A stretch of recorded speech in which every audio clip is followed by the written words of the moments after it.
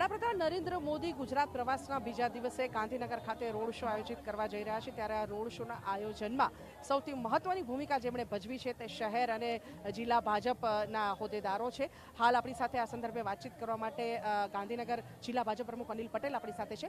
અનિલભાઈ, operation સિંદૂર બાદ પ્રથમ વખત વડાપ્રધાન ગુજરાતમાં, શું કહેશો? હાજી નમસ્તે। આજે ઓપરેશન સિંદૂર પછી માન્ય નરેન્દ્રભાઈ આ દેશના યશસ્વી વડાપ્રધાન જ્યારે ગુજરાતની મુલાકાતે છે, ત્યારે ગઈકાલે 4 જિલ્લા અને આજે ગાંધીનગર જિલ્લામાં જ્યારે માન્ય નરેન્દ્રભાઈ આવી રહ્યા છે, ત્યારે અનેરો ઉત્સાહ આજે જોવા મળી રહ્યો છે।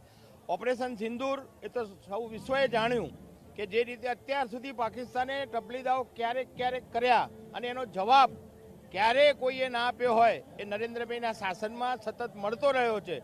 અને આ વખતનો જે જવાબ પાકિસ્તાનને મળ્યો છે, અને આજે તો પેપરમાં પણ કહ્યું છે નરેન્દ્રભાઈએ કે શાંતિથી જીવો અને રોટલી ખાઓ, આપ હવે કંઈ પણ કરશો તો મારી પાસે ગોળીઓ પણ તૈયાર છે।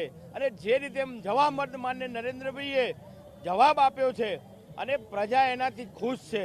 વર્ષો સુધી આ આતંકવાદને લઈને જે રીતે આ દેશ પરેશાન હતો, હવે એવું લાગે છે કે માન્ય નરેન્દ્રભાઈના શાસનમાં હવે આ પૂર્ણ થઈ રહ્યું છે।